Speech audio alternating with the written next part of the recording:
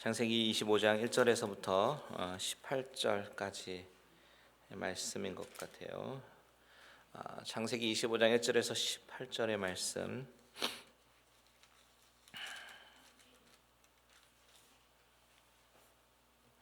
같이 저와 여러분 한 절씩 교독하도록 하겠습니다. 아브라함이 후처를 맞이하였으니 그의 이름은 구두라라. 그의 시므란과 욕단과 무단과 미디안과 스박과 수아를 낳고 욕사는 스바와 드단을 낳았으며 드단의 자손은 아수르 족속과 루두시 족속과 루음미 족속이며 미디안의 아들은 예바와 에벨과 한옥과 아비다와 엘디아이니 다 구두라의 자손이었더라. 아브라함이 이삭에게 자기의 모든 소유를 주었고 자기 서자들에게도 재산을 주어 자기 생전에 그들로 하여금 자기 아들 이삭을 떠나 동방 곧 동쪽 땅으로 가게. 아브라함의 향년이 175세라. 그의 나이가 늙고 늙어서 기운이 다하여 죽어 자기 열조에게로 돌아가며 그의 아들들인 이삭과 이스마엘이 그를 마므레 앞 해족속 소할의 아들 에브론의 밭에 있는 막벨라굴에 장사하였으니 이것은 아브라함이 헷 족속에게서 산 밭이라. 아브라함과 그의 아내 사라가 거기서 장사되니라. 아브라함이 죽은 후에 하나님이 그의 아들 이삭에게 복을 주셨고 이삭은 브엘라 헤로이 근처에 거주하였더라. 사라의 여종 애굽인 하갈이 아브라함에게 낳은 아들 이스마엘의 족보는 이러하고 이스마엘의 아들들의 이름은 그 이름과 그 세대대로 그와 같으니라. 이스마엘의 장자는 느바요시요 그 다음은 게달과 앗부엘과 밉심과 아마사와 하닷과 데마와 여둘과 나비스와 게드마니 이들은 이스마엘의 아들들이요 그 촌과 부락대로 된 이름이며 그 족속대로는 12 지도자들이었더라. 이스마엘은 향년이 137세에 기운이 다하여 죽어 자기에게로 돌아갔고 그 자손들은 하윌라에서부터 아수르로 통하는 애굽 왕 술까지 이르러 그 모든 형제의 맞은편에 거주하였더라. 아멘. 아멘. 우리가 오늘 살펴보고자 하는 창세기 25장의 말씀은 특이하게도 아브라함이라는 이름이 거론이 되고 야곱이 거론이 되고 또한 이삭이 거론이 됩니다. 3대가 다 등장합니다. 앞에 이제 족보가 쭉 나오고 그리고 중간 19절부터는 에서와 야곱이 태어나서 어떻게 태어났는지 어떻게 장자의 명분을 팔았는지에 대해서 나오는데요. 사실은 이제 19절부터 오늘 말씀을 여러분과 나누려고 하다가 왜냐면 앞부분에서 이제 족보가 쭉 나오니까 여기서 어떤 말씀을 나눌까 막막해서 이제 19절부터 나누려고 하다가 그래도 이건 하나님의 말씀이고 하나님 말씀 가운데 이 족보를 기록해 놓은 이유가 있을 것 같아서 좀 묵상하다가 그 부분을 잠시 여러분과 좀 나누려고 합니다. 자, 1절에서 4절을 먼저 한번 같이 다시 한번 읽겠습니다. 시작. 아브라함이 후처를 맞이하였으니 그의 이름은 구두라라. 그가 시므란과 욕산과 무단과 미디안과 이스박과 수아를 낳고 욕산은 스바와 드단을 낳았으며 드단은 자손은 아수르 족속과 루두시 족속과 루미 족속이며 미디안의 아들은 에바와 에벨과 아녹과 아비다와 엘디아이니 다 구두라의 자손이었더라. 아멘. 자, 생소한 이름들이 많이 나옵니다. 그런데 1절에서는 그 가운데 아브라함이 후처를 얻었다, 후처를 맞이하였다라고 본문 시작하면서 그 이름을 구두라라고 이야기하고 있어요. 자, 지금 우리가 읽고 있는 게 25장이잖아요. 근데 이 앞에 장 23장에서 어떤 이야기가 나왔습니까? 사라가 죽고 그리고 막벨라굴에 장사하는 이야기가 나왔어요. 자, 그러면 우리가 자연적으로 생각할 수 있는 것은 23장 다음에 24장 다음에 25장이니까 사라가 죽은 이후에 아브라함이 구두라라는 여자를 맞아서 같이 결혼을 다시 하고 아내를 맞이한 것이구나라고 생각할 수가 있습니다. 그렇게 느껴지기도 합니다.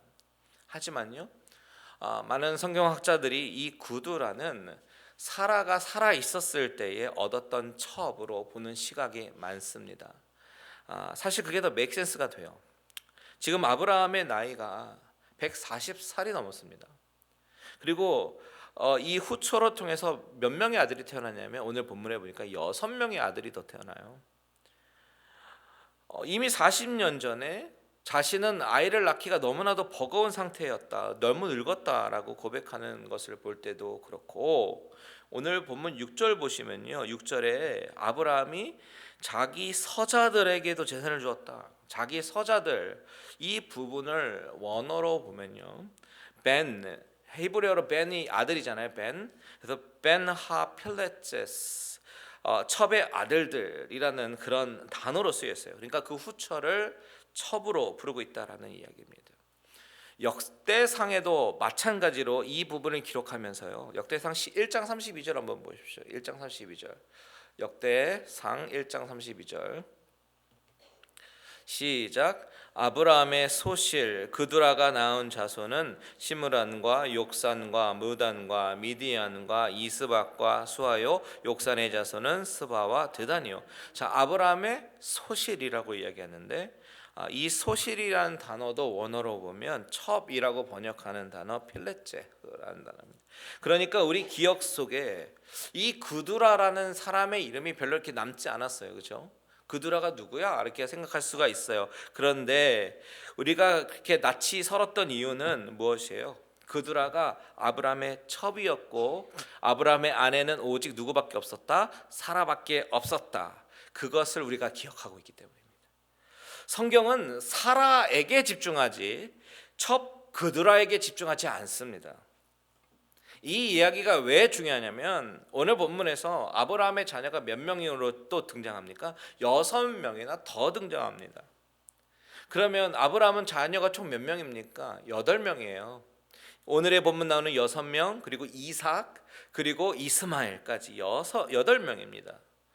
그런데 오늘 이 본문 속에서 이 족보의 이야기를 통해서 하고자 하는 중요한 이야기가 무엇이냐면, 그 8명의 아들들 중에서 약속의 아들은 오직 이삭밖에 없었다라는 그 이야기를 하고 싶은 것입니다. 그래서 창세기 저자 모세는 이 6명의 자녀를 쭉 기록하면서 아브라함의 후손이다라고 기록하지 않고 누구의 후손이라고 기록해요. 4절을 보십시오. 4절 보면 누구의 후손이라고 얘기합니까? 다 그두라의 자손이었더라. 다 그두라의 자손이라고 말합니다. 사실 누구의 자손이라고 말해야지 맞습니까? 아브라함의 자손이라고 말해야지 맞아요. 그런데 그두라의 자손이었더라. 자, 이 성경 저자 모세는 살짝 의도를 가지고 지금 이 부분을 얘기하고 있는 것입니다. 그 의도가 뭐겠어요? 이 사람들, 이렇게 이름이 열거된 사람들은 하나님께서 약속하신 그 언약의 자손들이 아니라는 것을 분명히 하고 싶은 것입니다. 그렇다면 하나님이 약속하신 자녀는 누구밖에 없다? 바로 이삭밖에 없다라는 얘기예요. 하나님의 강조점이 왜 여기에 있냐면, 하나님은 아브라함과 언약을 맺으셨는데 그 언약을 맺으실 때 하늘의 별처럼 자손이 많게 하겠다, 또 바다의 모래처럼 자손을 많게 하시겠다라고 한 그 약속 언약은 이 자손의 그 넘버링, 자손의 많이 태어남을 이야기하는 것이 아니라 그 언약이 이삭을 통해서 이어질 것이고, 그리고 결국 그 후손을 통해서 약속의 메시아 예수 그리스도가 태어날 것임을 드러내기 위해서라는 것이죠. 그 약속의 성취를 이을 계보를 명확하게 드러내고 싶은 것입니다. 그래서 5절과 6절 보십시오. 5절과 6절 같이 한번 읽을까요? 시작. 아브라함이 이삭에게 자기의 모든 소유를 주었고 자기 서자들에게도 재산을 주어 자기 생전에 그들로 하여금 자기 아들 이삭을 떠나 동방 곧 동쪽 땅으로 가게 하였더라. 자, 강조점은 이삭에게 자기의 모든 소유를 다 주었다. 오직 약속의 아들은 이삭밖에 없다. 그런데 서자들, 즉 그두라의 아들들에게도 아브라함은 재산을 줬어요. 그런데 뭐라고 하냐면 이삭을 아들 이삭을 떠나라고 얘기하죠. 그들의 아들들도 아브라함의 자녀인데 자기 아들 이삭을 떠나가게 했습니다. 아들 취급하지 않는 것입니다. 그렇다면 아브라함은 왜 이들 서자들에게도 재산을 주었을까? 그것은 하나님이 하갈의 아들 이스마엘에게 하신 일들을 보면 우리가 이해가 갑니다. 하나님이 아브라함에게 아들을 주시겠다라고 약속하셨어요. 그런데도 불구하고 그들은 언약을 기다리지 못하고 인내하지 못하고 하갈에게서 자신의 방법대로 아들을 낳습니다. 이 하갈이 주인 집에서 쫓겨나는 장면이 두 번이나 나오는데, 하나는 16장 내용이죠. 하갈이 아들 이제 이스마엘을 임신하고 나서는 임신 사실을 알고 그 여주인을 멸시하기 시작합니다. 그 일로 인해서 사라가 하갈을 학대하고 하갈이 이제 도망치게 되는데, 그때 하나님은 이 여인 하갈에게 나타나셔서 그의 아들 이름을 이스마엘이라 하라라고 말씀하시면서 그 이스마엘이라는 그 이름의 뜻풀이를 해주셔요. 그 이름은 여호와께서 내 고통을 들으셨다라는 뜻이라는 거예요. 하나님이 약속 밖에 있는 자녀, 전혀 상관없는 자녀임에도 불구하고 하나님이 자비를 베푸신 그런 장면입니다. 그것이 하나님의 성품이기 때문입니다. 그때 하갈이 그 여호와의 사자를 만난 곳, 그 장소가 어디냐면 어떤 샘 곁이었는데, 그 샘 이름이 부엘라 헤로이라고 16장 14절에 나와요. 그런데 이 부엘라 헤로이라는 이름이 또 어디에 나오냐면 24장 62절 보면, 이삭이 이제 리브가를 막 기다리면서 그때 이삭이 부엘라 헤로이에서 왔으니 그가 네게부 지역에 거주하였습니다. 자, 이삭이 리브가를 맞을 때 어디에서 왔다라고 얘기합니까? 부엘라 헤로이. 이삭이 거기에 거주하고 있었다라는 이야기예요. 근데 오늘 본문에도 또 한 번 나옵니다. 25장 11절 보십시오. 11절 보니까 아브라함이 죽은 후에 하나님이 그의 아들 이삭에게 복을 주셨고 이삭은 부엘라 헤로이 근처에 거주하였더라. 자, 하나님께서 자비를 베푸신 그 장소에서 아브라함은 약속의 자녀들은 아니지만 그들에게 자비를 베풀고 있다라는 것입니다. 하나님의 자비는 또 어디서 나타나냐면 하갈이 이제 두 번째로 쫓겨난 그런 장면인 21장이죠. 이삭이 태어났습니다. 그리고 이삭으로 인해서 이제 막 큰 잔치를 벌이는데 이스마엘이 이삭을 놀리기 시작하는 거예요. 그것을 바라본 사라가 아브라함에게 당장 이들을 내쫓으라고 얘기하죠. 그러면서 뭐라고 이야기하냐면 내 아들 이삭과 함께 기업을 얻지 못하리라. 이렇게 하면서 내쫓았습니다. 그때 하나님은요 또 사라의 편을 들어주시면서 아브라함에게 아내의 말을 들으라고. 그래서 아브라함은 어쩔 수 없이 하갈과 이스라엘을 내쫓게 되는데, 그래서 모자는 이 하갈과 아들 이스마엘은 광야로 가서 조금 연명하다가 이제 물도 다 떨어지고 이제는 배도 고프고 더 이상 어디로 가야 할지 몰라서 막막해서 이제 멀리 떨어져서 이 하갈이 이제 죽게 됐으니까 막 엉엉 웁니다. 소리를 내서 대성통곡을 합니다. 이때 하나님이 그 소리를 들으시고 어떻게 하셨어요? 하갈의 눈을 딱 밝히 보여주셨죠. 그래서 샘물을 보이게 하시고 마시게 하시는데, 그때 하나님께서 여인에게 약속하신 것이 있었습니다. 그게 뭐냐면 그가 이스마엘이 큰 민족을 이룰 것이다. 그 이야기를 하셨어요. 하나님께서 약속의 자녀가 아님에도 불구하고 다 살 길을 주셨다라는 것이죠. 이것이 하나님의 자비라는 것이죠. 아브라함이 그도라의 자손들에게 아무것도 주지 않아도 문제가 될 것 하나도 없습니다. 그런데 그럼에도 불구하고 아브라함은 재물을 나눠줬습니다. 하나님이 하셨던 일들을 다 보았고 아브라함은 그것이 이렇게 자비를 베푸는 것이 하나님이 원하시는 방법이구나, 그것이 삶의 방법이구나 라는 것을 알았습니다. 그래서 그들에게도 재산을 줍니다. 그런데요 이 부분을 히브리어 보니까 이 재산을 선물이라는 뜻이 있더라고요. 선물로 주었다는 거죠. 선물, 그렇게 많은 재산이 아니라는 거예요. 분명히 차이가 있습니다. 이삭에게는 자기의 소유의 모든 것을 주었고 그리고 서자들에게는 선물을 줘서 보내는 것입니다. 자, 그런데 여러분, 이들이 어디로 갔는가? 어디로 보내집니까? 6절 중반절에 보니까 동방 곧 동쪽 땅으로 가게 하였더라. 동쪽으로 간 그들은 그쪽에서 이제 민족을 키우게 되는데, 결국 나중에는 이들은 약속의 자손 이스라엘 자손과 대적하는 관계가 됩니다. 3절을 잘 보시면 이런 얘기가 나와요. 욕사는 스바와 드단을 낳았으며 드단의 자손은 누구라고요? 아수르 족속이에요. 아수르. 너무 많이 들었죠. 4절도 보시면 미디안의 아들들은 그렇게 나오죠. 미디안. 나중에 이들은 이스라엘과 전쟁을 치르는 족속이 됩니다. 그런데 여러분 본문을 잘 보시면 지금 아브라함은 그 아들들을 나에게서 떠나라, 아브라함에게서 떠나라 라고 얘기하는 것이 아닙니다. 이삭에게서 떠나라 라고 얘기하죠. 이게 아버지 아브라함이 죽기 전에 마지막으로 정리한 일이라는 것이에요. 자, 지금 아브라함은 죽기 전에 뭘 정리하고 있어요? 첫 번째, 재산을 정리하고 있습니다. 그리고 서열을 확실하게 정리합니다. 그 이유가 무엇입니까? 아브라함이 떠난 이후에 분명히 어떤 전쟁이 일어날 분쟁의 소지가 있을까봐 미리 미연에 잘 정리하는 거예요. 이것이 지혜입니다. 아브라함은 자신이 곧 떠나게 될 것을 알았어요. 언제 하나님께서 불러가도 이상하지 않을 그런 시기였습니다. 아브라함은 그래서 자신의 마지막, 인생의 마지막을 잘 정리했다라는 사실을 우리는 기억해야 됩니다. 그리고 나서 아브라함이 죽은 이야기가 나오죠. 7절과 8절 같이 있습니다. 시작. 아브라함의 향년이 175세라. 그의 나이가 높고 늙어서 기운이 다하여 죽어 자기 열조에게로 돌아가매. 자, 열조에게로 돌아갔다. 예전에 한번 설명해 드린 적이 있었는데 열조에게로 돌아갔다라는 표현이 어떤 표현이라고 그랬어요? 무덤이 돌 무덤이 이중 구조로 되어 있는데 밖에 있는 골, 안에 있는 골.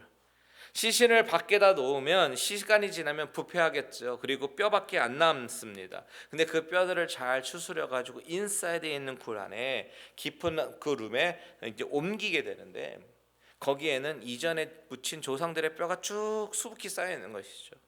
이 옮기는 과정을 열조로 돌아갔다라고 표현을 하는 것입니다. 그런데 아브라함은 죽어서 어디에 묻혔냐면 9절에 보니까 막벨라 굴에 묻습니다. 이전에 묻힌 사람이라곤 사라밖에 없어요. 이제 그 막벨라 굴은 믿음의 열조의 시작점이 되는 것입니다. 이전에 열조도 없으니까. 여러분 이 굴을 산 스토리 기억나시죠? 아브라함이 해족 속 사람들에게 밭값을 아주 넉넉히 주고 산 그런 무덤입니다. 사실 원래 주인들이었던 해족 속들은 그냥 가지라고, 그냥 돈 안 받을 테니까 가져가라고 그렇게 얘기했습니다. 그런데 굳이 안 받겠다고 하는 것을 그 돈을 넉넉히 쳐가지고 억지로 산 그런 무덤입니다. 왜 그랬어요? 이제 가나안 땅, 아브라함으로 보면 이방인의 땅, 새로운 땅, 가나안 땅에서 유일하게 이제 아브라함의 소유가 돼서 그 소유를 확정시키려고 하는 것이죠. 그곳에서부터 믿음의 열조가 이제 시작이 되는 거예요. 하나님이 아브라함이 갈 바를 알지 못할 때 내가 지시한 땅으로 가라라고 말씀하셨습니다. 그런데 그곳에서 믿음으로 가서 뿌리를 내린 것이 바로 이곳이라는 것이죠. 그곳에서 이제 역사가, 믿음의 족보의 역사가 시작되는 것입니다. 11절 한번 같이 읽을까요? 11절 시작. 아브라함이 죽은 후에 하나님이 그의 아들 이삭에게 복을 주셨고 이삭은 베엘라헤로이 근처에 거주하였더라. 자, 하나님이 누구에게 복을 줬다고 얘기합니까? 아들 이삭에게 복을 주셨다라고 기록하고 있어요. 여러분 그렇다면 여기서 말하는 복이란 어떤 복을 얘기하는 것일까요? 원어로 다시 한번 보니까요, 바라크란 단어가 쓰였는데 이 바라크는요 좀 뜻이 독특합니다. 이 바라크라는 단어의 뜻은요 무릎을 꿇다라는 뜻을 가지고 있어요. 이 단어가 다른 본문에서 쓰인 예를 좀 찾아보니까 창세기 1장에서 하나님이 그들에게 복을 주시며 이르시되 생육하고 번성하여 충만하라, 여기서 복을 주시며 이 복의 개념으로 쓰였어요. 그런데 시편을 찾아보니까 시편에서 다윗이 쓴 시 중에서 103편에 보면요 여호와를 송축하라, 여기 송축하라가 바로 이 바라크입니다. 나중에 또 보지만 이삭이 이제 눈이 어두워서 야곱을 축복할 때 또한 바라크라는 단어가 쓰였어요. 참 이런 실예를 쭉 봤을 때 공통점, 우리가 알 수 있는 이 축복이라는 단어의 뜻은 뭐냐면 세상의 물질적인 축복을 이야기하는 것이 아니라 영적인 축복을 이야기하는 거구나라는 것을 알 수가 있습니다. 영적인 축복, 이삭이 야곱에게 축복할 때 그 영적인 축복, 그리고 다윗이 하나님을 송축하라 할 때 그 송축에 담긴 그런 어떤 영적인 의미, 이런 것들이 말하는 것이죠. 오늘 본문 11절에서 하나님이 아브라함이 죽은 후에 아들 이삭에게 복을 주셨다, 이것은요 영적인 축복을 이야기하는 것입니다. 하나님과 더욱 가까이 지내고 하나님과 깊은 관계 속에서 지낼 수 있는 그런 영적인 축복을 말하는 것이죠. 그런데 11절 후반절에 그가 어디에 거주했대요? 부엘라 헤로이에서 거주했다고 얘기합니다. 자, 부엘라 헤로이 뜻이 무엇입니까? 나를 감찰하시는 이의 우물. 이삭은 아버지의 믿음의 유산을 받았습니다. 영적인 축복을 받아서 주 안에서, 하나님 안에서, 하나님의 복 안에서 잘 살았다. 나를 감찰하시는 그 감찰하시는 하나님이 제공해 주시는 그 우물 곁에서 정말 잘 살았다라고 말하는 것을 말하고 있는 것입니다. 자, 그렇다면 오늘 이 말씀의 내용을 다시 한번 정리하면서 되새겨 보면요, 아브라함은 죽기 전에 정리한 일들이 있었습니다. 그것은 먼저 자신의 소유를 정리했어요.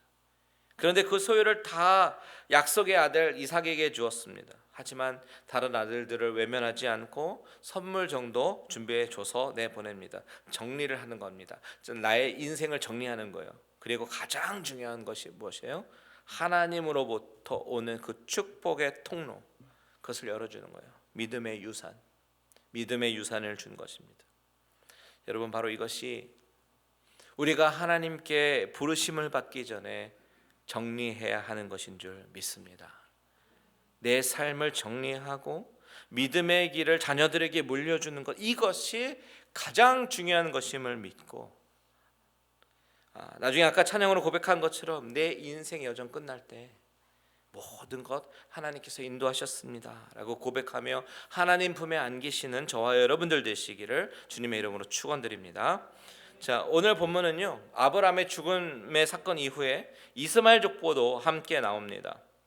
자, 이스마엘 족보는 이 섹션은 겨우 7절로 이루어졌어요. 아주 짧은 단락이죠. 그럼에도 불구하고 창세기를 나눌 때 중요했던 주제, 톨레돗 기억나시죠? 이 톨레돗, 이것이 12절에 등장하면서 이 이스마엘 후손에 관한 이야기를 시작합니다. 그동안 창세기는 12장에서부터 계속해서 오늘 보면 25장 11절까지 아브라함의 이야기로 계속해서 이야기했습니다.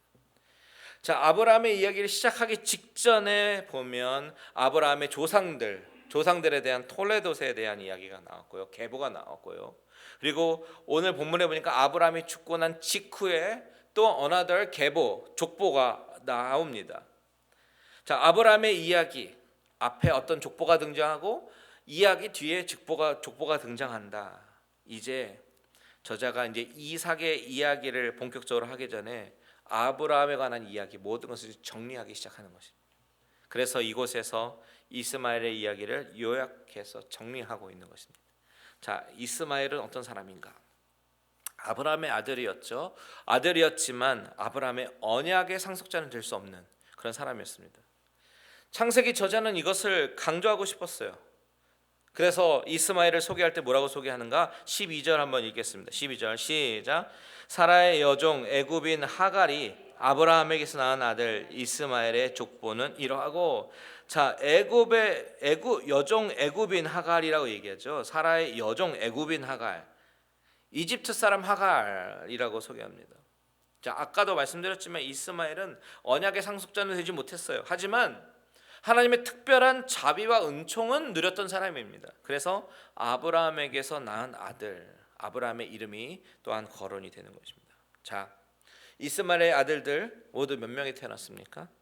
12명의 아들이 태어납니다. 야곱도 똑같이 12명의 아들이 태어나요. 그리고 12족장을 이룹니다. 16절 보십시오. 16절 시작. 이들은 이스마엘의 아들들이요 그 촌과 부락대로 된 이름이며 그 족속대로는 12 지도자들이었더라. 자, 그러면서 이렇게 12부족을 이루면서 살면서도 동시에 그들은 어디에 살았어요? 근처 맞은편 땅에 거주하게 되는데, 거기는 오늘날로 치면 시나이 반도 아라비아 쪽, 부족을 이루면서 사는 거예요. 18절 시작. 그 자손들은 하윌라에서부터 아수르로 통하는 애굽 왕 술까지 이르러 그 모든 형제의 맞은편에 거주하였더라. 자, 이 이스마엘이 137세에 죽으면서 12자손을 이 땅에 남겼는데 그 후손들이 퍼져서 형제들의 맞은편에 거주했다. 그런데 이 사건이 굳이 얼마나 중요해서 이렇게 성경에 기록된 것일까요? 왜 기록했을까요? 그것은 바로 예언의 성취이기 때문에 기록한 것입니다. 자, 16장으로 가서 보겠습니다. 16장 11절과 12절 한번 보겠습니다. 16장 12절과 12절 보면요, 16장은 하갈이 임신하고 이제 사라를 멸시해서 쫓겨난 장면을 그리고 있는데 11절과 12절 같이 있습니다. 시작. 여호와의 사자가 또 그에게 이르되 내가 임신하였은즉 아들을 낳으리니 그 이름을 이스마엘이라 하라. 이는 여호와께서 내 고통을 들으셨음이니라. 그가 사람 중에 들나귀 같이 되리니 그의 손이 모든 사람을 치겠고 모든 사람의 손이 그를 칠지며 그가 모든 형제와 대항해서 살리라 하니라. 자, 오늘 본문 18절에서 그 모든 형제의 맞은편에 거주했다. 이 맞은편이라고 하는 것은요, 지리적인 맞은편을 이야기하기보다는 영적인 혈통의 맞은편이라고 해석하는 것이 더 좋을 것 같아요. 자, 언약을 인내하지 못하고 내 생각과 내 방법대로 낳은 아들 이스마엘, 그렇죠? 하나님께서 분명히 아들을 주시겠다고 얘기했는데 그 언약을 인내하지 못했어요. 그리고 내 생각과 내 방법대로 내 뜻대로 낳은 아들이 이스마엘. 그 아들이 끊임없이 언약의 아들 이삭의 후손들과 충돌을 일으킬 것이다. 그 말을 하나님께서 말씀하시는 것입니다. 여러분, 이삭과 이스마엘의 가장 큰 차이점은 바로 그거예요. 하나님의 약속을 인내하지 못하고 내 방법과 내 뜻대로 낳은 아들. 이성적으로는 과학적으로는 불가능하지만 하나님의 말씀은 전능하신 말씀이시니까, 하나님이시니까 그분의 말씀을 붙잡고 믿음으로 낳은 아들. 이것이 차이점입니다. 그런데 이 둘은 계속해서 영적인 대립을 하게 됩니다.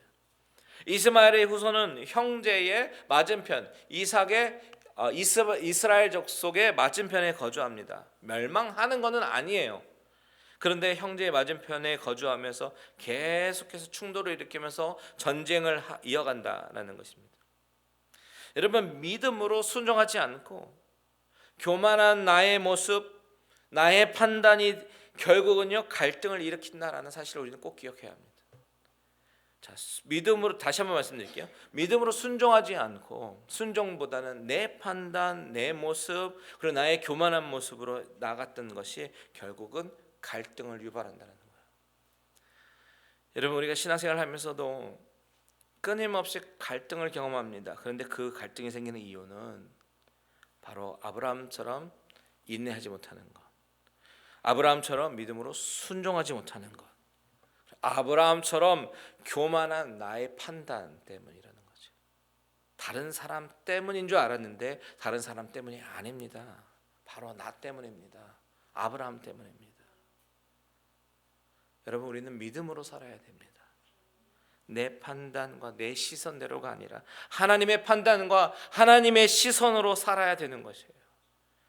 저와 여러분이 오늘 결단하며 나아갈 때 내가 믿음으로 살면서 믿음으로 내 삶을 정리하고 마무리하고 후손에게 영적인 축복을 물려주는 그런 부모가 되기를 믿음으로 결단하는 그런 시간 되기를 바랍니다. 다 같이 찬양하고 기도하기 원합니다. 내 인생의 여정 끝내요.